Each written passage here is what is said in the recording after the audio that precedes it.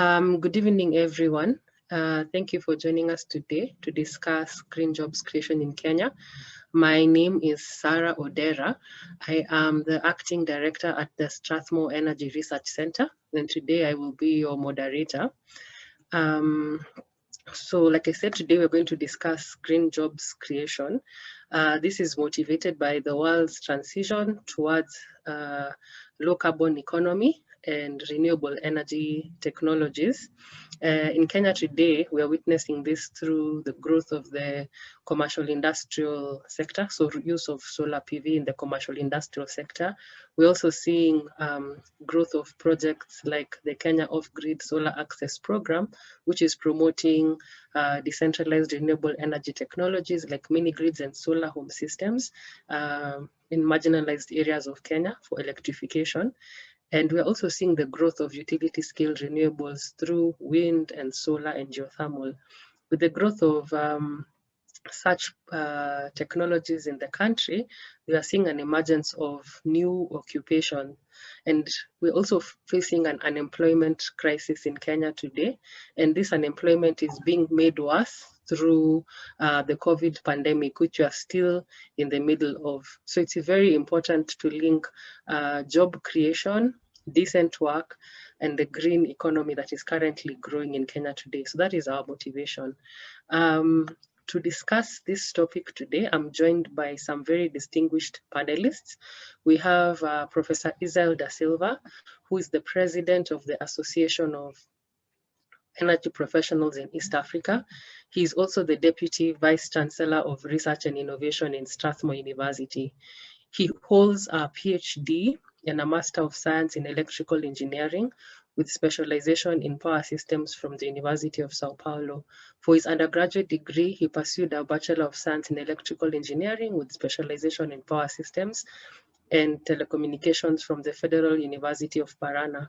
He's a renewable energy specialist with more than 20 years of experience in research and academic leadership. We are also joined by Dr. Francis Kangure, who is the Director of Institutional Performance Improvement Unit at RTI International. He has a PhD in Human Resources Management, an MBA in Human Resources Management, and a B.Ed Economics. Francis has 20 years of experience in human capital management and organizational strengthening programs in the energy sector. He currently serves as the Director for Institutional Performance Activities, and he provides HR services for best practices and organizational development to power entities, regulators, governments in East Africa under the USAID Power Africa East Africa Energy Program. Lastly, but not least, we also have Dr. Ulrike Lehr, who studied physics at the University of Essen and economics at Virginia Polytechnic Institute. She received her PhD on environmental evaluation in 2005 from the University of Hohenheim. Currently, she's the head of policy and under the socioeconomics division in IRENA, where she oversees socioeconomic modeling work for the World Renewable Energy Transitions Outlook, as well as socioeconomic footprint analysis in the IRENA Regional Market Series. She also works on gender and in particular on jobs created in the renewable energy sector. So you can see we have a very able and distinguished panel who are going to discuss this topic with us. But before we move into the conversation, perhaps it's important to just set a few house rules. Number one, please keep your microphone mute. Number two, if you have any questions to ask, please put them in the chat box and I will pick them up.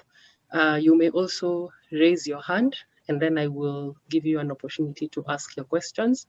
Please keep your questions short and concise. The formula that you're going to use, or the format that you're going to use to undertake this conversation today is Dr. Kangure is going to give us a presentation which will help us to set the scene. And from there, we will move into short questions, which I will direct to the panelists to move into just defining green jobs in Kenya further. And then after that, we will take questions from the virtual audience. So I hope that is clear. And once again, thank you for joining us. I will now hand over to Francis for the presentation. All right. Thank you very much, Sarah. I hope you can hear me clearly. Yes, we can. Thank you very much. So I'm very excited this afternoon to be here to discuss green jobs. And this is a very, very important topic. And I think Sarah has given us a very good introduction of what is happening. And if we look at social development goals, and we pay particular attention to goal number 3, good health and well-being is very, very important. It's connected to environment and the world of work. If you look at goal number 7 about clean energy, goal number 13, climate action, these are very, very important conversations today. And therefore, the green jobs is the way to go for the future, and we are going to define what it is and why it is important.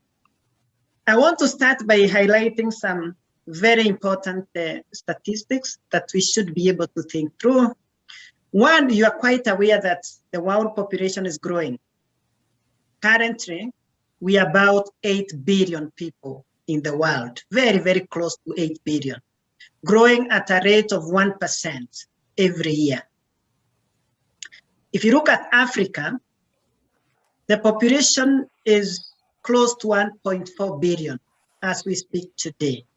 And this is also a very interesting scenario. When you look at the growth rate for the population, for Africa is growing at 2.49, close to 2.5%.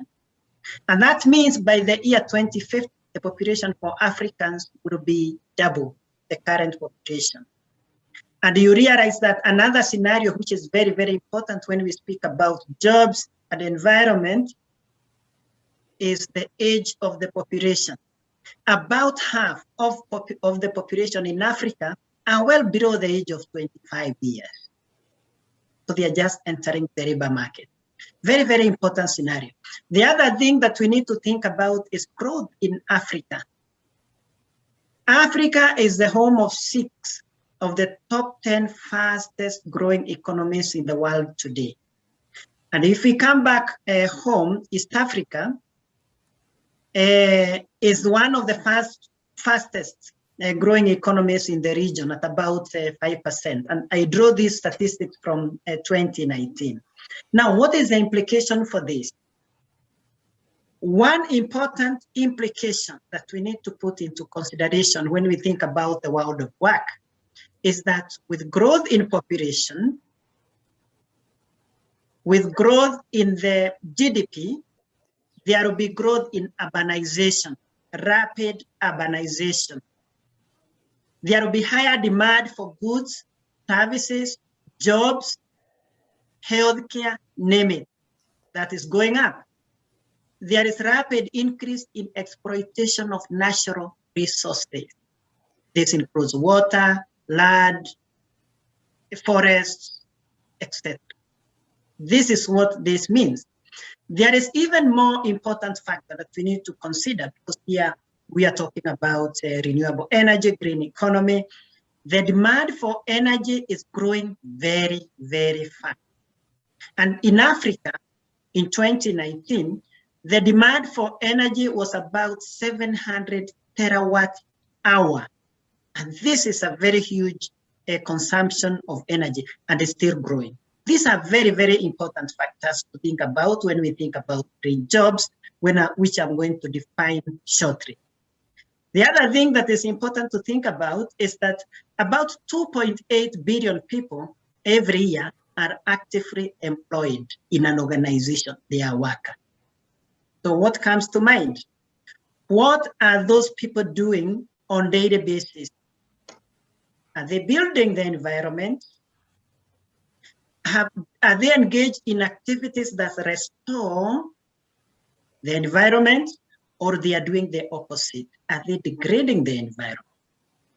Are they releasing more carbon dioxide into the atmosphere and other harmful gases, green gas emissions, and so on? So 2.8 billion every day are busy doing something. What are they doing? What is happening to our environment? We need to think about that.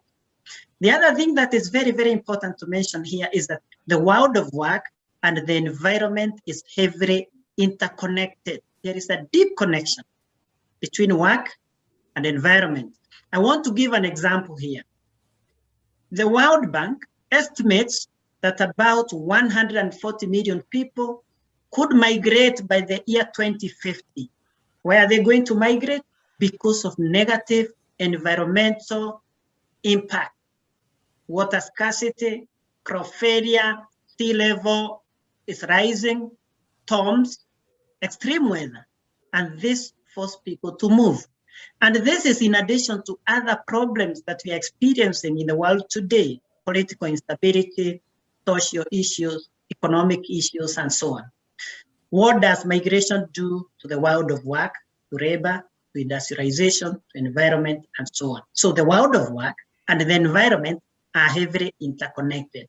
One other factor, very important for human resource practitioners, under extreme weather conditions, under scarcity, employees are not productive. When it is too hot or too cold, people don't work very well. They work for a few hours, they get sick, or they migrate. So that happens. So there is very, very close connection between the world of work and environment. Now, in the transition that Sarah mentioned in the beginning, we are seeing more and more renewable aspects of the environment, of the economy, of energy. We are talking about renewability, sustainability, digitalization, and efficiency. That is what will drive economic growth in the coming years. The transition to a decarbonized economy is not only essential to halting climate change, but is also a driver of economic growth, and it helps to create millions and millions of jobs. And that is what we are discussing today. So what is a green job? That's a very important question today. Green job, according to UNEP, is any position in energy, agriculture, manufacturing, administration, research, services that is aimed at preserving, restoring the environmental quality. And that is why I started by asking 2.8 billion people actively working every day around the world. What is the nature of their job? Is it green? Is it restoring the environment? Is it destroying the environment? A renewable energy engineer or technician who is working on a renewable energy plant or a manufacturing company that manufactures renewable, that is a green job. A driver driving a lorry that is using fuel, diesel, that job is not renewable. The driver is releasing negative emissions to the environment. And International Labour Organization has come up with even a better definition for a green job. It should be decent. In addition to not harming the environment, should be a decent job. And there are parameters that we use to measure the decency of a job. So according to International Labour Organization, green jobs are decent jobs in any economic sector which contribute to preserving, restoring, and enhancing environmental quality by improving energy, raw materials, and water efficiency. And this type of job increases efficiency in consumption of energy and raw materials, so they are not depleted, they are recycled, they are renewable. It limits the greenhouse gas emissions or eliminates them altogether. It minimizes waste and contamination, protects and restores the ecosystem, contributes to adaptation to climate change. So anybody working in environmental restoration, environmental program, does a green job. Anybody working in a renewable energy function and his work contributes to restoring the environment, that is a green job. Now, what are we doing to support this process? In Kenya, you realize we are transitioning very, very fast to renewable energy, and Kenya is ranked among the top countries in the world that has embraced green energy. But there is still a huge potential to create more jobs, to reduce poverty levels, to support sustainability, to restore environmental health. And together with Strathmore University, myself and Professor here, we are conducting a research to examine the national size of green electricity industry in Kenya today, in terms of revenue, in terms of investment, and we relate that to the resultant level of employment. What level of employment have we been able to generate out of investing in renewable energy, and provide projections for the future? Therefore, we'll be able to advise the policymakers that this level of investment brings this number of jobs. And this is very important, it's going to support our environment. We are going to showcase the economic impacts of investment in renewable energy, and this is very relevant to governments, development partners, private companies, so that they can be able to balance sustainable development, economic growth, social inclusion, and the preservation of environment. So thank you very much for listening to me. I think this now sets the pace for the next set of discussions. Thank you very much, Sarah, for this time. Thank you, Francis. That was a very interesting presentation. I think my takeaway was the linkage between work and environment and productivity. I mean, that's something I've never actually thought about. That was very interesting for me. And the linkage again between green jobs and decent work. We don't just want to create jobs, we want them to be decent jobs. So thank you very much for that presentation, Francis. Now that we've set the scene, we are going to move into just a short Q&A where I will direct questions to the panelists. And I will start with Professor Da Silva. Okay, I'm going. Okay, Sarah, here we are. Can see me. Yes, we can see you. Fantastic, Prof. What are the challenges that professionals are facing in Kenya today as they work in Kenya's growing economy? Okay, that's a very conc question, deep. The first thing I have to say is that we are in a transition.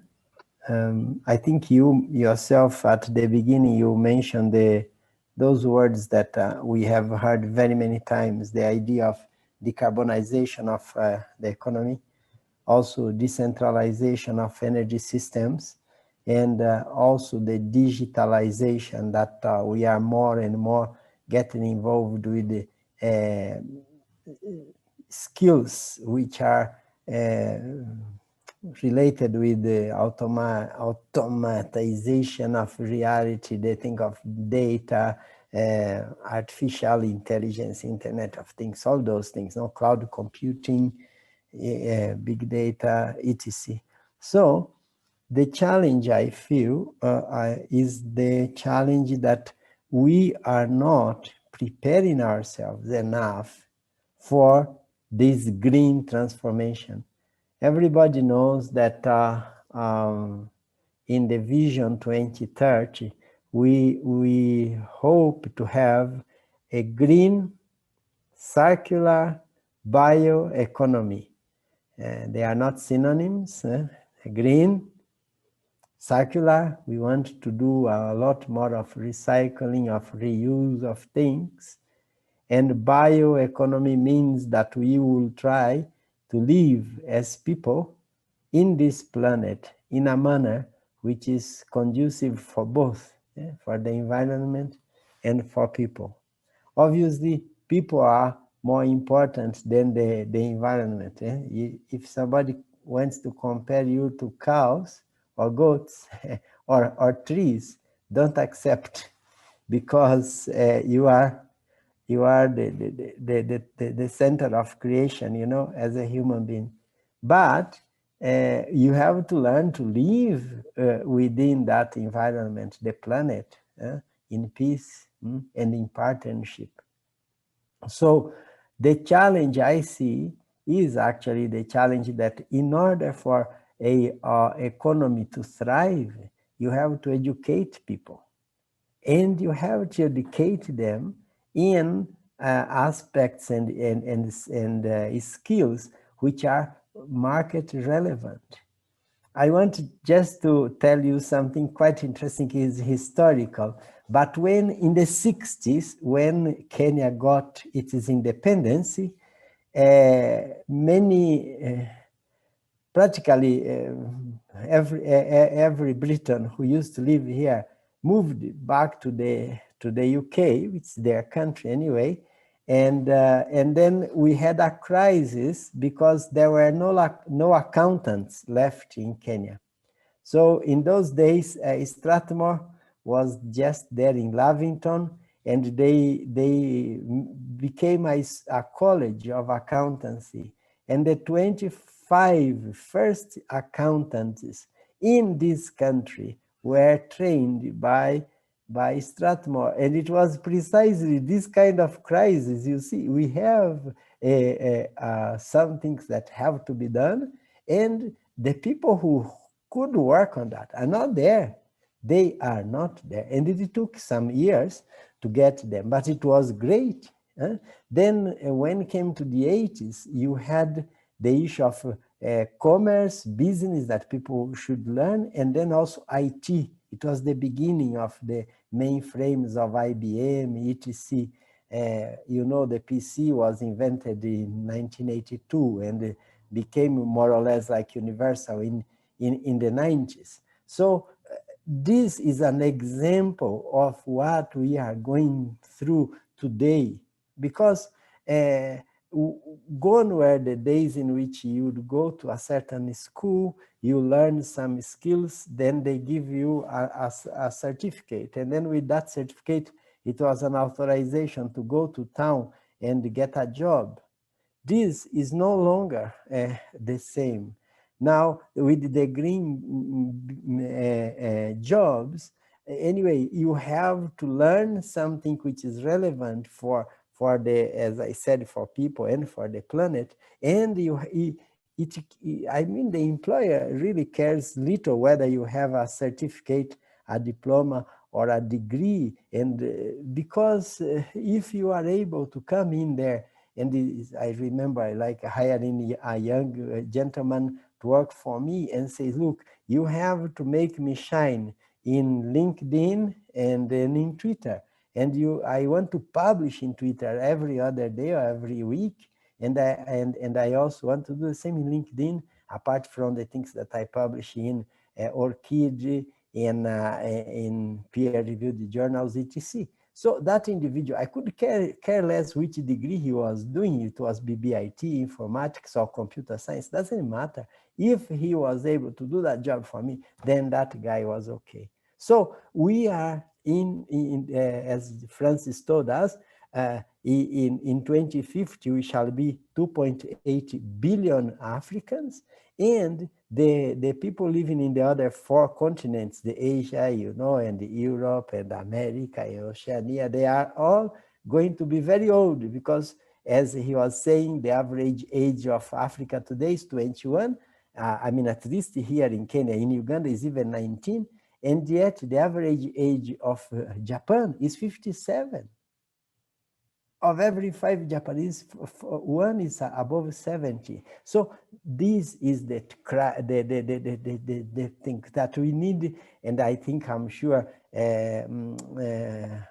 we have in the panel the ability to tackle these matters of policies. You have to have a policy that favor the youth, favor entrepreneurship, favor facilities for them to learn how to handle this green, circular bioeconomy. Yes.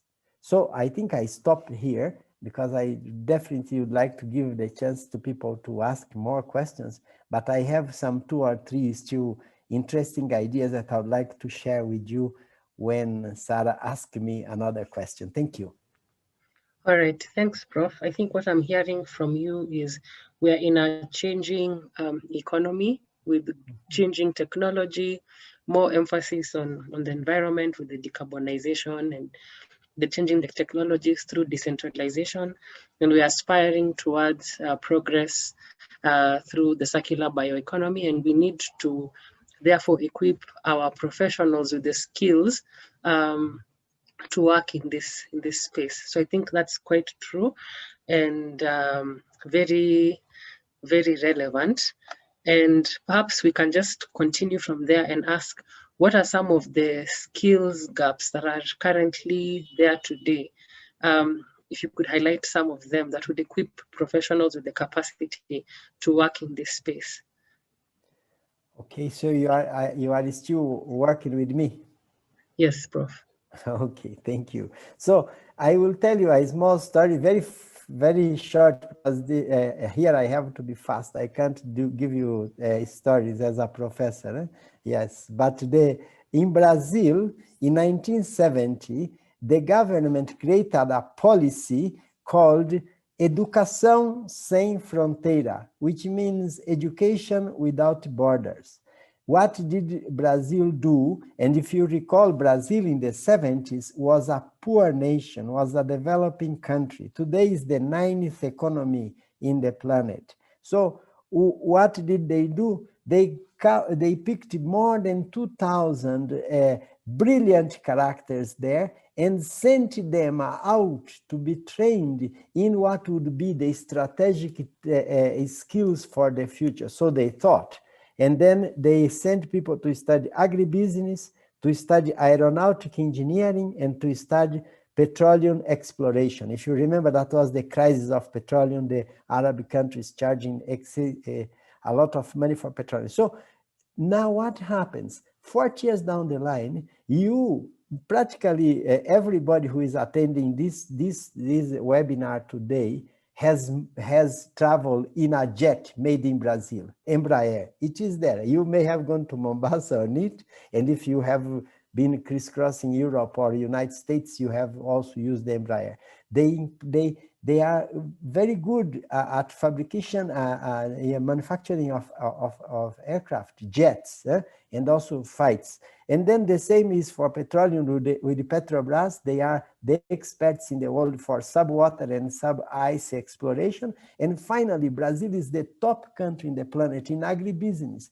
They are incredible in agriculture, and they beat China and beat India and China and the United States in that.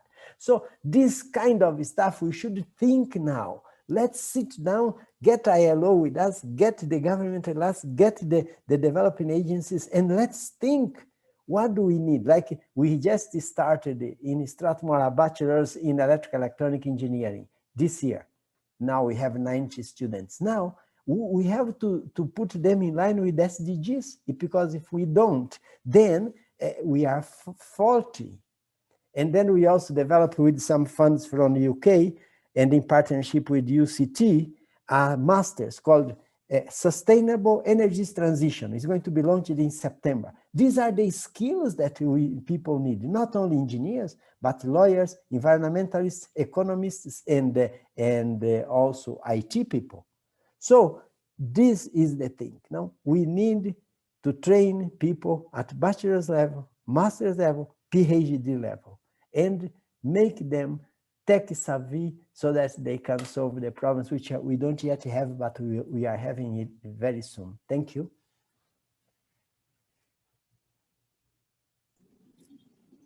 Thanks, Prof, for that. I think it's really important to focus on multidisciplinarity. Sorry for the background noise there. Looking at working with lawyers, economists, and IT specialists in the energy sector. And I think indeed that multidisciplinary collaboration is something that is currently missing today. So I'm going to switch tone a bit and go to Dr. Ulrike Lehr. And just ask, Prof talked about policy to support the growth of energy professionals. And Dr. Kagure, in his presentation, also highlighted decent work, that green jobs have to be decent. So just now looking at welfare of people, could you please just describe the relationship between green jobs and decent work, and perhaps speak a bit about the frameworks which are used to measure decency of work in international policy?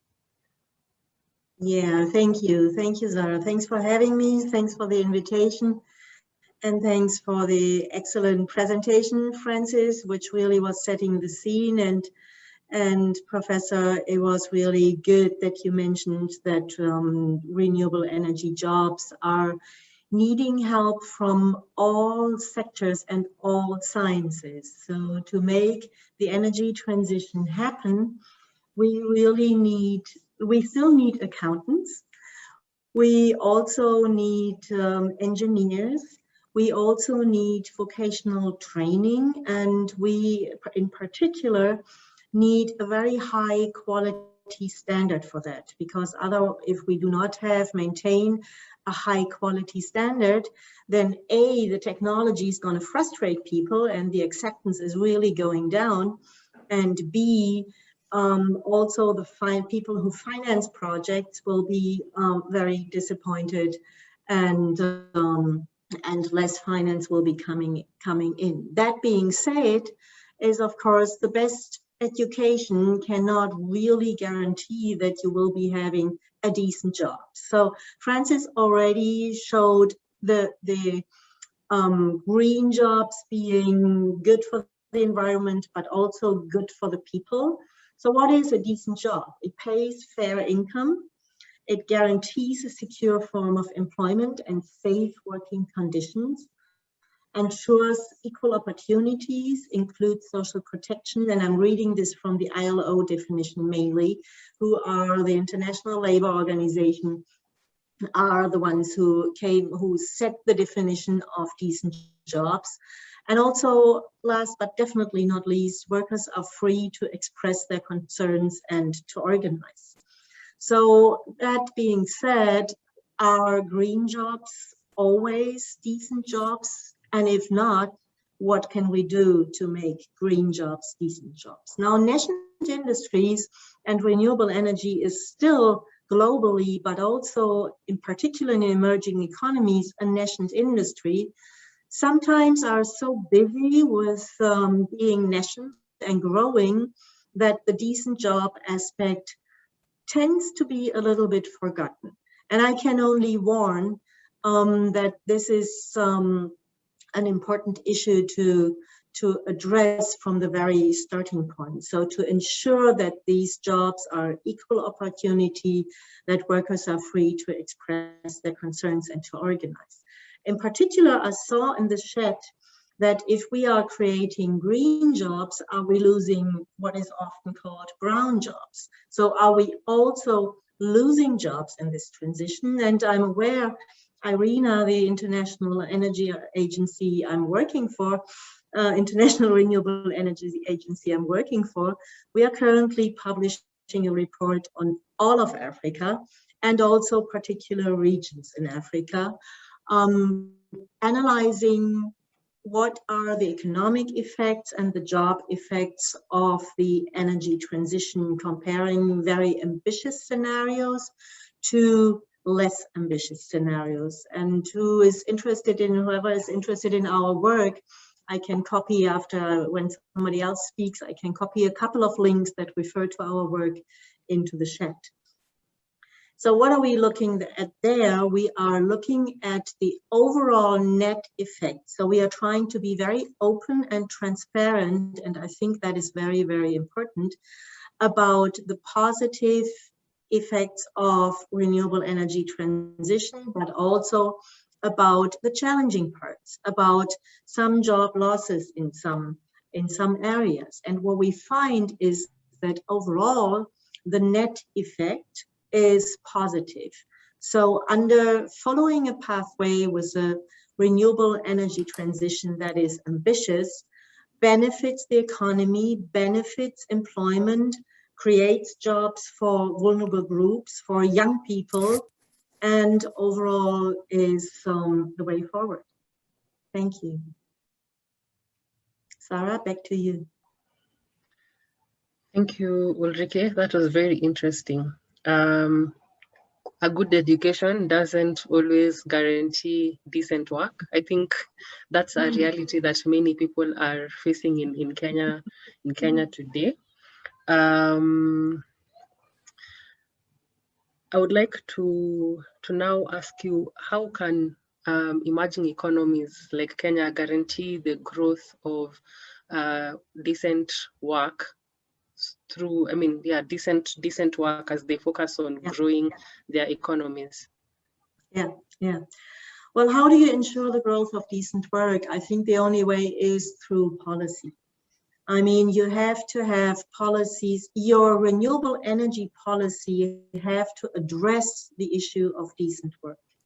So there needs to be, when you, for instance, when you do an auction, when you do, let's stay with the example of renewable energy auction, then the conditions have to be that the workers in the project are not exploited, that work security is guaranteed. All these issues that are the components of decent jobs have to be built into your renewable energy support policy. When you have a public finance project, when you have public-private partnerships, the issue of decent jobs has to be built into your very policy. It has to be a mainstreamed and a cross-cutting issue that is always addressed. And it is not very, and also, of course, the issue of having local content. I mean, I remember 10 years ago, you were not supposed to say local content in public, and that view has changed meanwhile. The international donors and financing community acknowledges that the value of renewable energy projects should stay in the country. Thank you for copying this.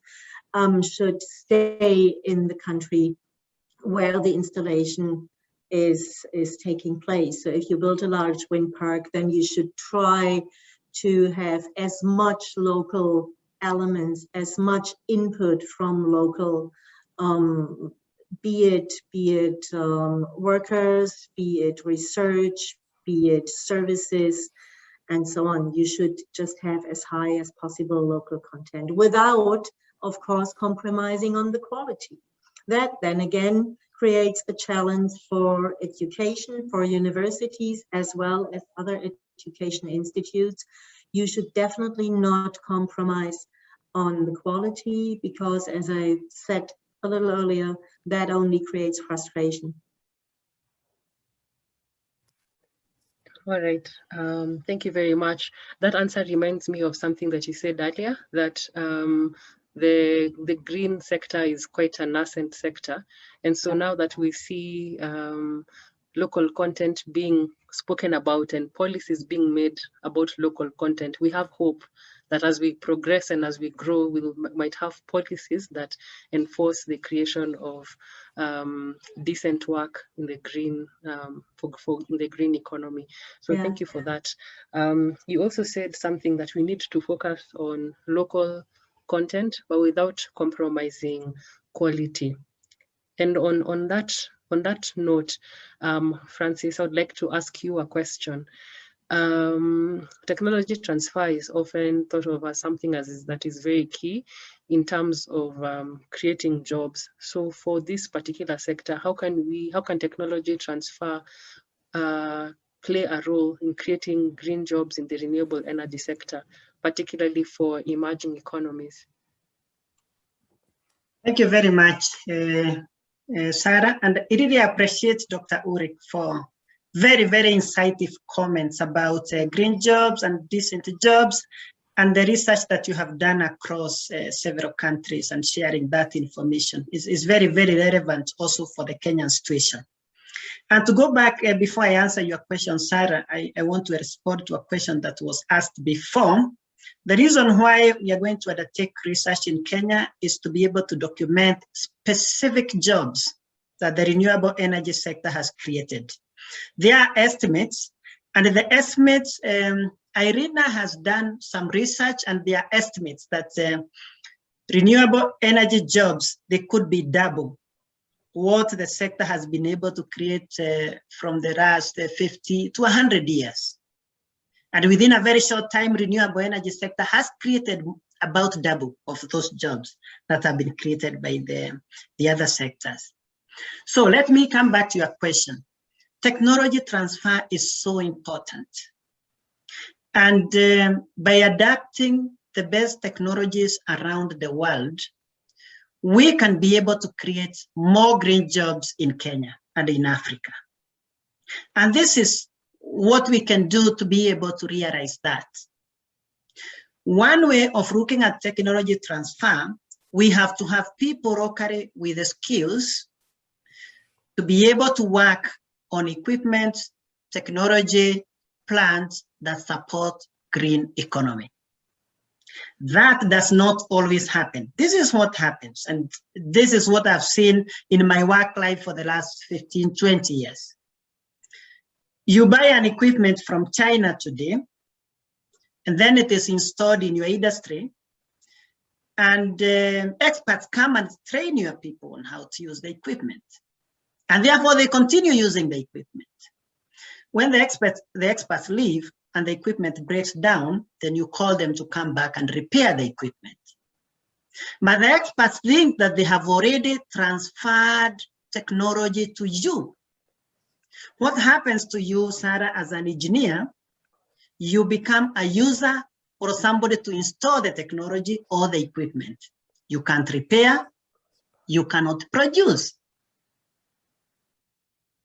If we have equipment locally that we are using, we can't repair, we can't recycle, we can't produce, then we are lacking something in terms of technology transfer. So the process should be, the first thing, come, train the locals on how to install, on how to use. Very important. Second, train the locals on how to maintain, to repair, to recycle. If the technology, the equipment, the materials can be recycled, train people to do that. Number three, train people to modify or to manufacture locally. Some of the equipment that we import, the raw materials come from Africa. They go out, they get manufactured, they come back, and we are trained how to use. That's the furthest we can go. A complete technology transfer is to train to use, train to repair, train to produce, train to recycle, train to modify. How do we create jobs along that supply chain? If you have somebody who can only use an equipment, this person continues to use the equipment. You cannot create an additional job for repairing, for manufacturing, for transport, and so many other components that are involved in manufacturing.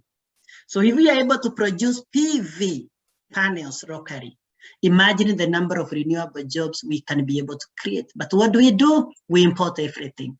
That's where the problem is in terms of technology transfer. The other problem that I see mostly, and I need to mention this, if our people cannot be able to manufacture, to repair, to maintain, they are lacking in terms of very important relevant skills in renewable energy. And if as a country we have equipment, but we lack in terms of human resources, we are as good as lacking the equipment as lacking the technology, because you have an idle equipment that you cannot use. And the best thing the economy can do, if then we have to import an equipment that must be used locally, and the expert must come and support in terms of utilization of the equipment, then we only pay for the uptime. Uptime means I'll pay you as long as the equipment is generating income, is working. If it is idle, I don't pay for it. That is how we force technology transfer, because the manufacturer, the importer must ensure that the equipment is working, and they are going to train the locals to use it for them to be paid for it. So that is very, very important. So technology transfer can really help in generation of green jobs if we follow the steps that I've just outlined, so that we create an entire supply chain of green economy that is going to enable our young people to get jobs along the supply chain. So we stop being the users and installers, and we stop at that point. Thanks for that. Being smart in our contracting, I think that is key. Upwork, where someone is only paying you when the technology is working. I think that's very interesting and very, very important. Now I'll come back to you both, Dr. Leah and Dr. Kagure, and ask you what areas of research should emerging economies focus on to accelerate the growth of green jobs in their economies, and how can they benefit from global finance and investment set aside for the renewable sector? So this is actually directed to you, Dr. Leah.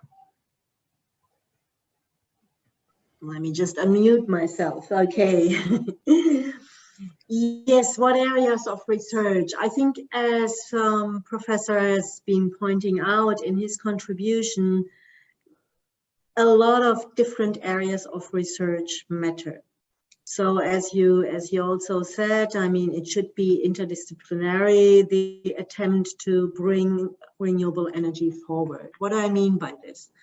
I think we need, let's start with something that might sound a little bit unlikely. I think we need highly qualified bankers that have a training in renewable energy, because otherwise they cannot be the connection between a donor or the finance world and the person who comes suggesting a project.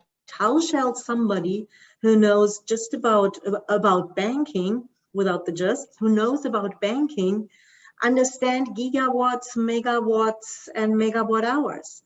I mean, we really need to include these aspects into the people we train for banks, the people we train as tax accountants, the people we train as architects, the people we train as civil engineers. And of course, we do also need the classics, which is engineering, in energy engineers, and so on. And what shall all these people do? Because renewable energy has been invented. So where's the research? I think the research is to find solutions for Africa, for the African conditions, the climate conditions, the changing seasons. They are very different, and create a challenge to, for instance, a lot of the technology that you can just buy, you know. It needs to be, as Francis has been said, it needs to be modified, maybe. And of course, we need people who understand that. Also, the forecast, for instance, the solar, the wind speed forecast, the search for potentials, the search for geothermal potentials. I think the conditions are specific, or to my experience, I've been working in several Northern African countries, some Central Asian, and of course my home country, Germany. And the conditions were always very different. The political framework was different, so maybe we also need political scientists. The resource framework was different, and the challenges created to the technologies were different. So I think there is a lot of room for improvement, for particular research, and I can only congratulate you to have started this with your new study course. Thank you. I think that's very powerful, the need for interdisciplinarity or multidisciplinarity, and also the need for African solutions. And I think with that, allow me to say that towards this end, we, Strathmore University, are launching a master's course called Sustainable Energy Transitions. And our goal here is to do what Ulrike is speaking about, train engineers and train people with backgrounds in IT-related courses to work in the energy sector sector, number one, by improving their technical skills. So giving them more knowledge in engineering and IT and teaching them how to apply that in the energy sector.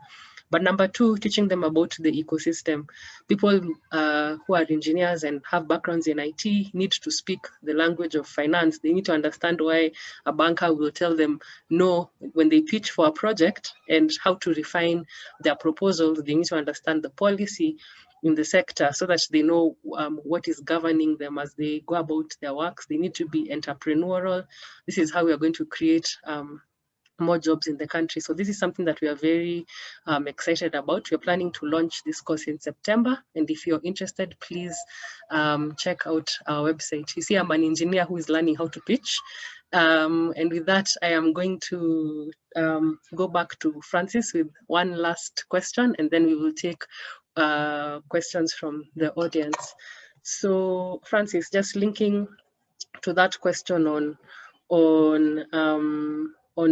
green jobs and global practices, what global practices can Kenya as a country adopt to increase the number of jobs in the renewable energy sector? Number one, you had spoken about smart contracting, so you can continue from there. All right, very interesting conversation. Thank you again. I think to promote increase in green jobs in the country and to promote a green economy, it is of course very, very important to learn from others what they are doing so that we can do it and improve on it. That is very, very important. What can we do locally? One area where we have seen a lot of jobs coming up is microgrids. Microgrids or decentralized energy systems, they are able to reach the undeserved communities. One, they meet their energy needs, they are more flexible. And I want to give you an example. In Kenya, in this part of the world, we are along the equator where we have sun throughout the year. So solar is flexible, is available throughout.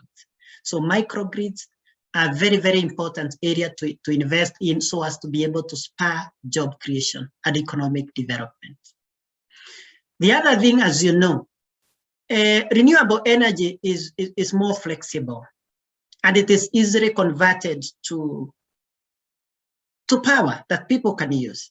If you compare solar, for example, with coal, for coal, you have to heat water first, you generate steam so that you can be able to use it. What about solar?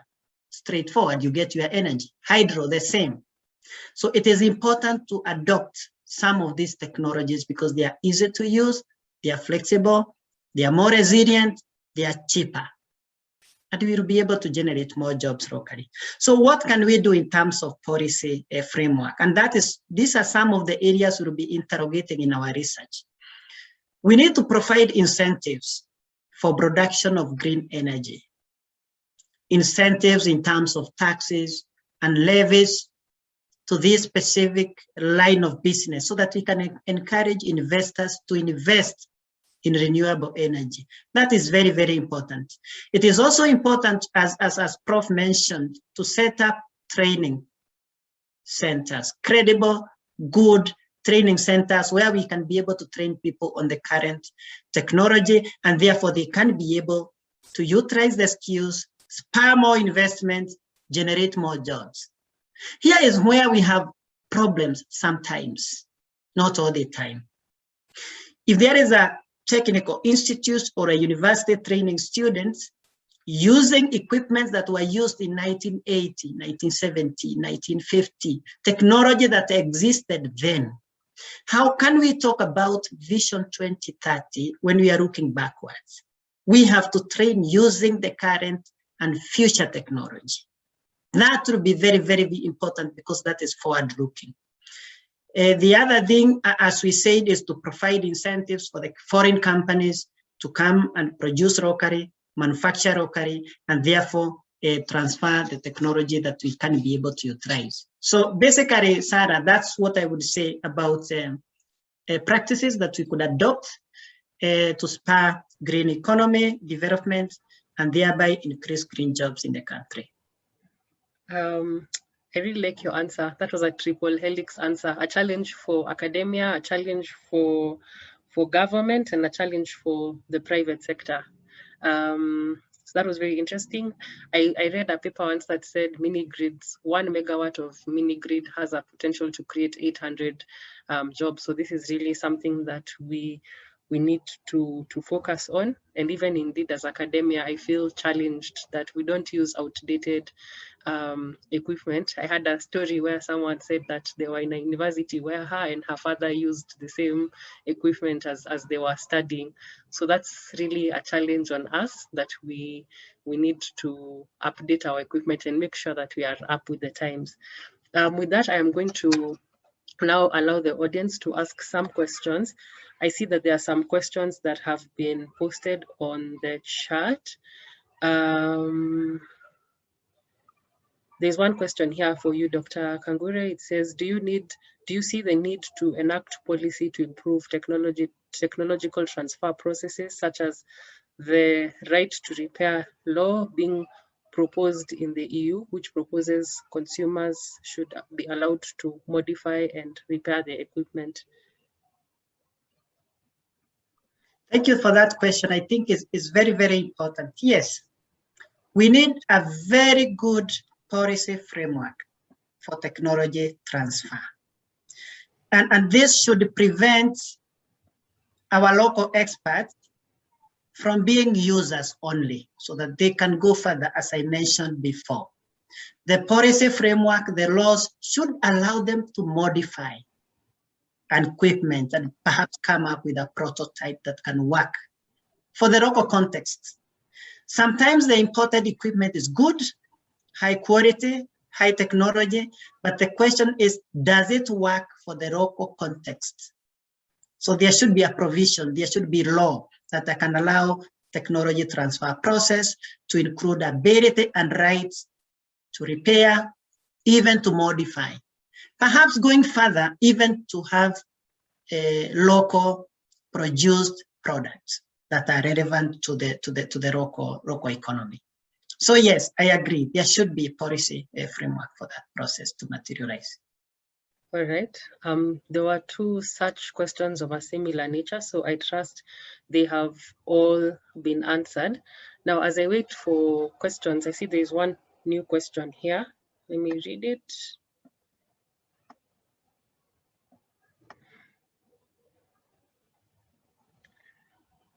So this question says, is organic fertilizer gotten from utilization of organic waste considered as renewable energy? What support would someone get if they had an idea revolving around the same utilization of organic waste to make organic soil amendments?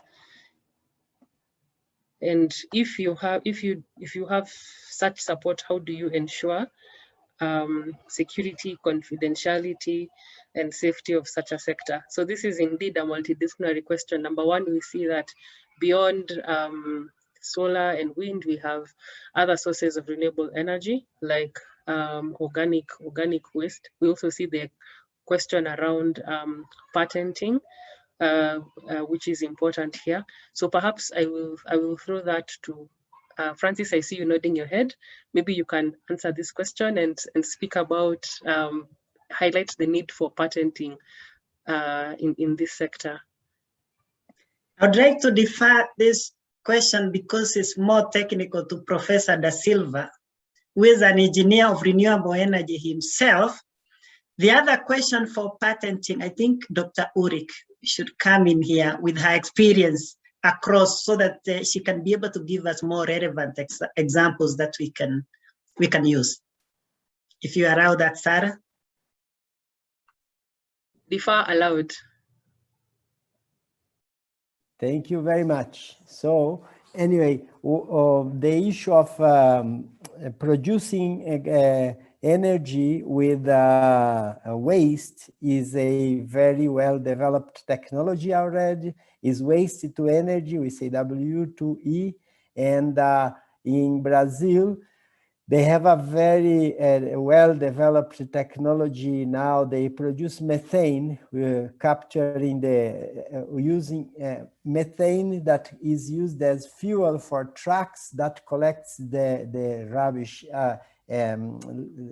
from the city. For instance, in Rio de Janeiro, they keep the city clean, and then these trucks take the waste to a processing plant where it is made to produce energy through production of methane gas. Now, this gas is used to produce energy, but at the same time, it also fuels those trucks that are doing the collection of rubbish, which means that it points towards the circular economy. So this is an interesting thing, and it is very much green, very much green. And then just Sarah, somebody asked in the chat about why our master's is called Sustainable Energy Transition.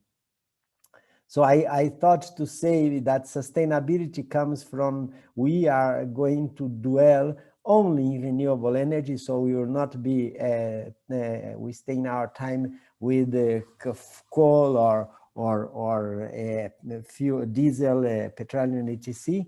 That is called sustainable. That's as you know, renewable, they never get exhausted. The wind is always there, the waves are always there, the water is always there, the sun is always there.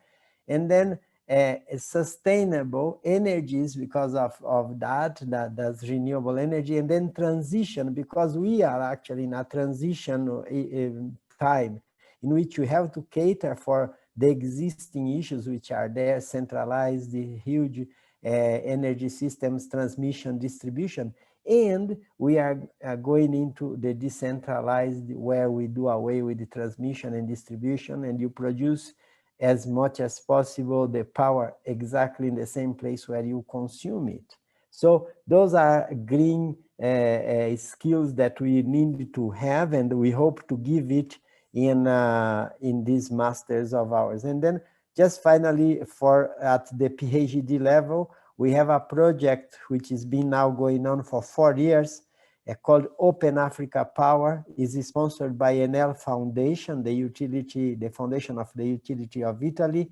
And they have trained, we have trained, because Strathmore is part of it, we have trained already 4 cohorts of bright, young Africans to tackle the challenge of the SDG number 7, the universal access to electricity. So this is there. We have more than 200 people already trained from more than 25 different countries in Africa. So if you want to know more, just go to the internet, put there Open Africa Power NL, and you will find we are in the 4 cohorts now. Thank you. Yeah, let me just briefly say something on property rights and maybe patents. Although I think patent is a bit complicated for small scale ideas. I think here this sounded more like somebody. What do we do if somebody has a new idea in the renewable energy field and would like to make it work? Would also like to make it work for a lot of people, but would like to have ownership basically of this idea. Now this feeds more, I would like to address this from a viewpoint or an angle with regards to supporting SMEs, supporting, you know, very, very small businesses and so on. And what government can do is, of course, create small hubs where people with ideas can go get support, like it's called Green Help Desk in the Middle East. And so these are basically some one-stop shops, so to speak, where people can get support, can also get technical support in realizing their idea. They can jointly then develop small pilots. And from there on, if that is successful, if you have, you know, being partnered with maybe another industrial partner or a financial partner, then you take it forward from there. The bottom line of this is basically don't move alone. So try to get either another small company, or from the government side, it would be good to facilitate idea pools for this sustainable energy transition. I hope that helps. All right, I think there's much wisdom in that. Don't move alone. And maybe also just to add to that, a similar setting in Kenya would be the Kenya Climate Innovation Center, which is based at Strathmore University, that offers business support, training. They help, and sometimes even funding to help you move your idea from the idea stage to a pilot stage and to scale it up. So yeah, those are some of the places where you can get support. I see there are two more questions on the chat. Or one more question, a question directed to you, Ulrike, is the energy transition will have a significant impact on jobs in countries where economies are reliant on fossil fuels. What can be done to ensure just energy transition for these economies? Yes, I could also address the adaptation, the one question above, but I don't want to dominate this. Yes, of course. I mean, I opened that Pandora's box, so I have to now address this question, obviously. So we have to make ourselves honest. The energy transition will have a significant impact on jobs in the fossil fuel sector. That's what it's all about, right? I mean, we want to go out of fossil fuels. Now, unfortunate for the climate, but fortunate for the fossil fuel workers, the energy transition is not going to work immediately. So there is a transition period, which we should carefully use by addressing exactly the people who are working in the fossil fuel business.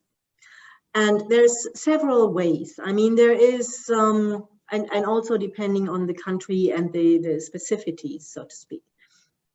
There are fossil fuel workers who will be retiring during the course of the energy transition. And don't forget that. I mean, there is something like a natural fluctuation going out of the energy transition, which of course is in aging societies such as Germany much easier than in young African societies. But don't forget also in Africa, there will be people just, and if we talk coal and also if we talk oil, then these are physically challenging jobs. So people are actually done at a much earlier age than in this, you know, comfortable office job that I'm having. So this is about transfers, maybe this is about social security.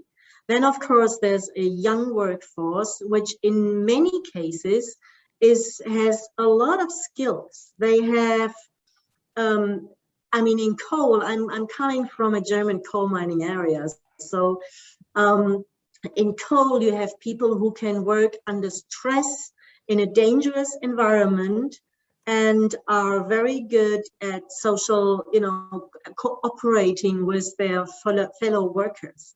So these are soft skills, but they are skills that you should be using, that you should be addressing in any kind of reskilling program that of course has to come from the government.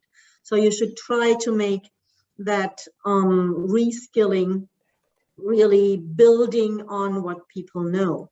And now coming back to decent jobs, a lot, not all of them, but a lot of jobs in the classic mining areas are, I mean, they are hard, they are challenging, and in some countries they are really a burden on the health.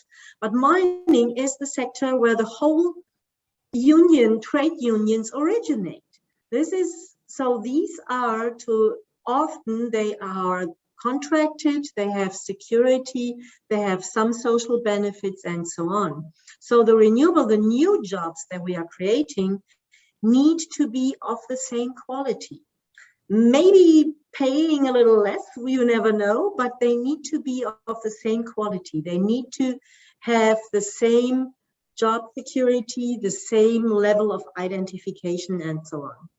I hope that was not too philosophical, but that's a topic that is really important to me. I think that was a very interesting answer. First of all, I liked your bringing out of soft skills. Often people tend to focus on hard skills and forget that soft skills are very important. And also remembering that some skills from the fossil fuel sector are transferable to the renewable energy sector.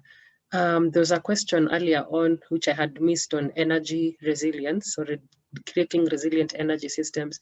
Currently, global transformation to clean energy is very crucial due to climate change challenges. How is power generation, transmission, and distribution vulnerable to climate change disaster events? And what measures can be taken to overcome this challenge? Prof. Da Silva, would you like to take that one? Okay, yeah, no problem. I think that there is not exactly a lot of concern regarding transmission and distribution in terms of creating an environment which is not safe. It is okay. We have been using generation, transmission, and distributions for centuries. Yeah, beginning there with Westinghouse in the United States, and General Electric. But what is the problem for us today is anything that generates carbon emission, because then you do away with the neon ozone layer, the ozone layer that we have up there protecting us, and then we get this global warming. No, you may think that we are saying we would like to have less than two degrees raise in temperature, but you see 2 degrees looks like nothing. But when the whole planet has 2 degrees up, this thing can become a hell on Earth. Yeah, so with a lot of problems. So what we say is that decentralized is replacing decentralized as a better idea, but not that is to stop a crisis. Yeah, the decentralized. So that is, I think, answers the question, I hope. All right, thanks, Prof. Maybe also just to add to that, I think some of the challenges we have seen with climate change affecting energy systems in Kenya has been when we experience this extended period of drought and there's no rain, and suddenly we are experiencing load shedding or power rationing. So I think it's also key to maybe a challenge for energy planners is to look at the energy mix of systems that they are using. So, and I think that has something that has been done because we have seen the growth of the geothermal in the country and which is not, whose generation is not influenced by the weather, well, as far as I know. And also we are witnessing perhaps growth of solar and wind in the sector, which are also renewable systems, which may be affected by the weather. But if you have a good generation mix, which is a challenge for energy planners, then your chances of being impacted by climate change are lower.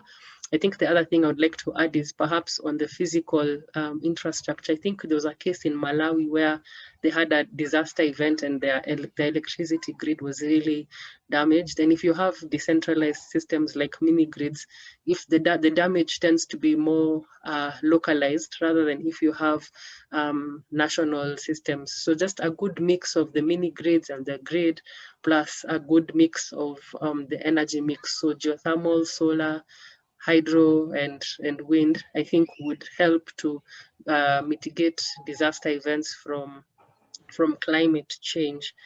I see another question here. Allow me to scroll. There's a question here, what is being done to ensure quality of renewable energy products, since this affects customers of renewable energy? I think this has been a challenge, particularly for the solar PV products on a small scale, solar home systems that we are seeing in the country. So I'm going to open this and perhaps ask anyone to take it, any of the panelists. Dr. Lea, I see you ready to take this question. Yeah, I can only say what other countries did. I mean, maybe that helps a little bit. Of course, there should be some certification, some standard, and it doesn't have to be fancy nor complicated, but there should be a standard also in terms of installation, and there should be someone in the last step to really, you know, go around with a list and just check. But there should be a small certificate, and that has been discussed. As I said earlier, most of my work on the African countries, Northern Africa, and then, you know, Middle East, I did some. And it has been discussed in all these countries because we have been all facing the same difficulties. And in Germany, if I may just share one sentence experience, heat pumps almost vanished from the market because the installation was so awful and the customers were so unhappy that nobody wanted to have it. And then we did a certification, a certificate, that a protocol that needed to be followed in installation, and it really addressed the problem. Thanks for that, Dr. Lea. Dr. Kagure, I see you have your hand up. Yes, I know, yes, there could be some challenges for any new technologies. Of course, you expect technology, you expect challenges as people learn. For example, intermittent power from the renewable sources, isolated power stations, mini grids, and so on. But there is something I wanted to mention, which is an outcome which is very interesting. I work for Power Africa project, and one area that we focus on is gender in the energy sector. An interesting scenario that is coming out of the studies that have been done around green jobs created in the country, it shows that about 32% of those jobs are held by women. If you look at the other jobs that exist in the energy sector, we get up less than 20% of those jobs being held by women. So there is also a very interesting gender perspective when we think about renewable energy. One reason is what I mentioned before, is the supply chain. Along the supply chain, you have got to accommodate everybody along that chain. With the other types of energy that are not renewable, there is a challenge for entry of women and to be assimilated in the energy sector. So that scenario is quite interesting. And even when we go into the research, we'll also be focusing on gender perspectives in renewable energy. Thank you so much for bringing that up. I think we were going to end this webinar without talking about gender. So, and I think it's very crucial to think about how we can engage more women in the energy sector, because their contribution is vital. The experience is different, and to have holistic development, you have to have involvement of everyone. So I think we look forward to reading that research piece, looking at retention of women in the sector and understanding, you know, how we can even attract more women into the renewable energy sector. So I'm seeing that it is now 5:29. We were supposed to close at 5:30, but because we started 10 minutes late, I will take the questions that are on the chat, the 5 questions that are there, and then we will close.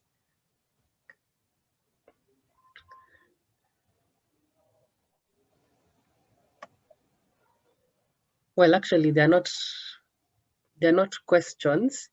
I believe they are just comments. Mm-hmm.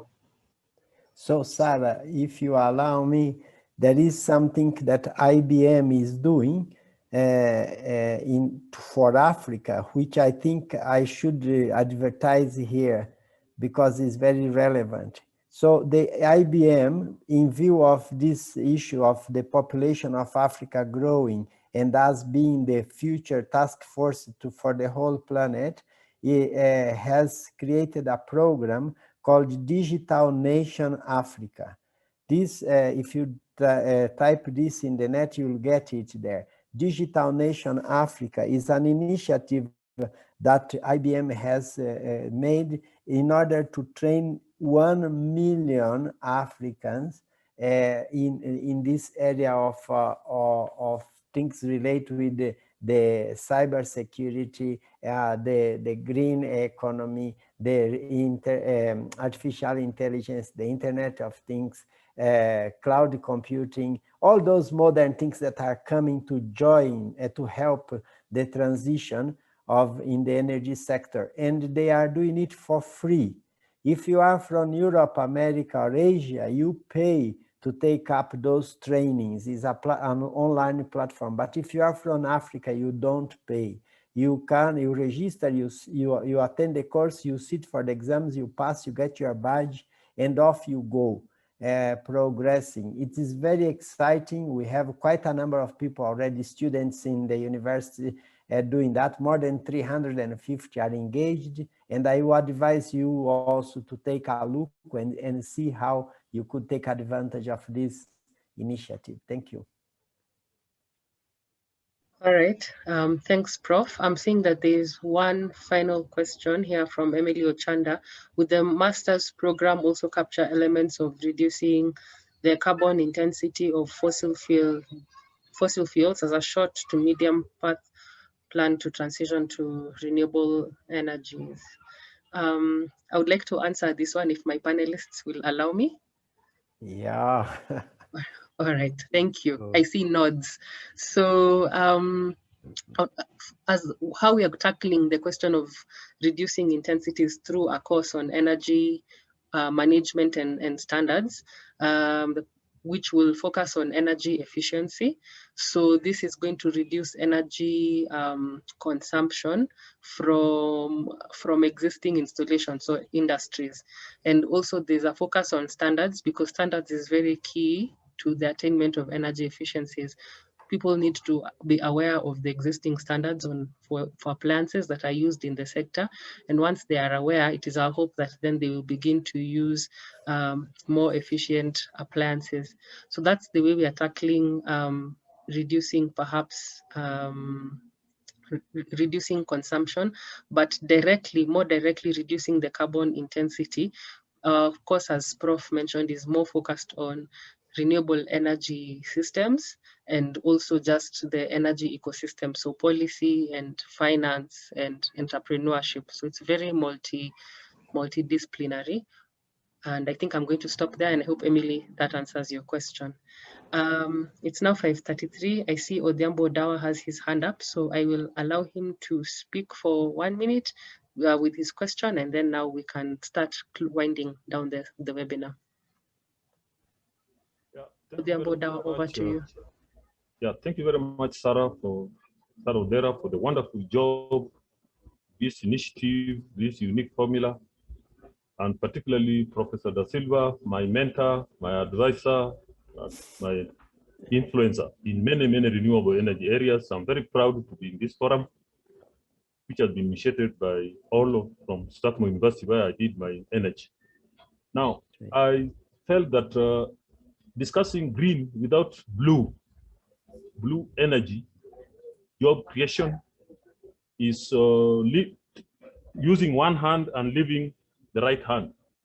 So we have left out, because in renewable energy in Kerea, by the way, I'm representing Kenya Renewable Energy Association, which is also based at Strathmore University. And thank you very much, Professor Silva, for housing us.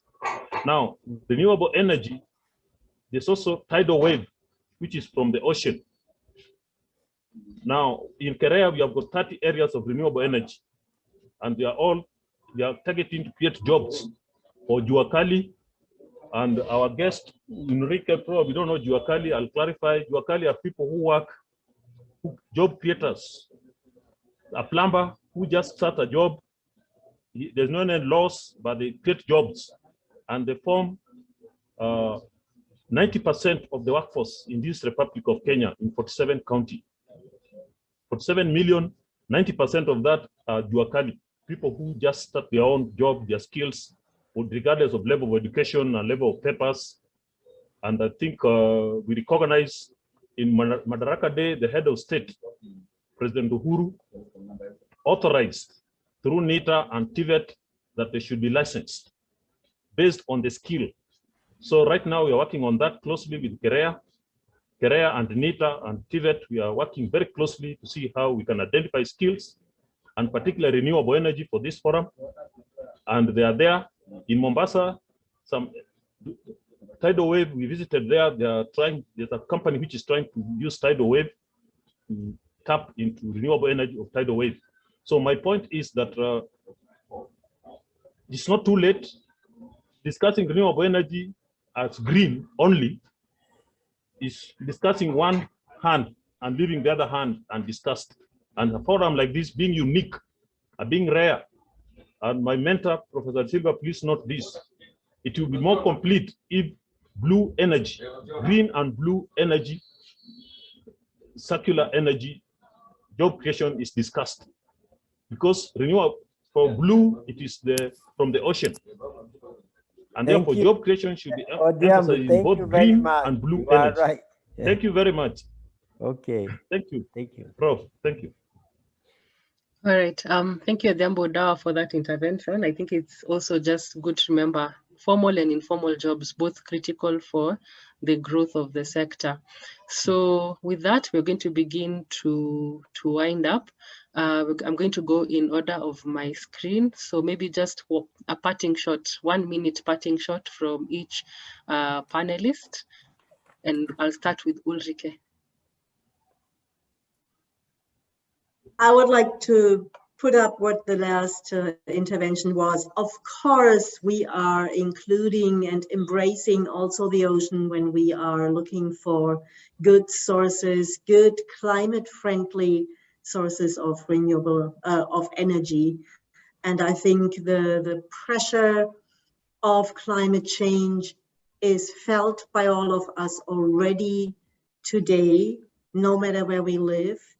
So we can tackle at least 2 crises, jobs and the climate, by just going along the pathway of climate-friendly energy transition. Thank you for that. Professor Da Silva. Okay, for mine I want to be very optimistic. And as people, everybody in this country knows, we have the devolution, which has started in the country. Now we are having 47 counties able to develop their own county energy plan. Definitely the people who are involved in that, and we are included, Sarah and myself, we are involved with WRI as well. We are helping each county to look at their idiosyncrasies and see what is the best in terms of energy. And we are considering always green energy and conservation of the environment. So the future looks bright because of decentralization and because many good people are coming to the risk of training Kenya at county level and at national level to keep this trend of renewable and green jobs. Thank you. Thank you for that. A note of hope. Francis? Yes, I agree with Prof. that there is a lot of hope for the future. And this forum is quite exciting and interesting for all of us. My parting shot would be to encourage the universities, the training institutions, the employers, to always focus on training for the future. Create skills that are useful today and tomorrow, and create skills that are also transferable. And I think that point came out very, very clearly from Dr. Uri. And it's so important. That is what will spur growth and support the economy to generate more jobs. Some of them will be green jobs, and we can see they are going to overtake the other ordinary jobs existing. Thank you very much.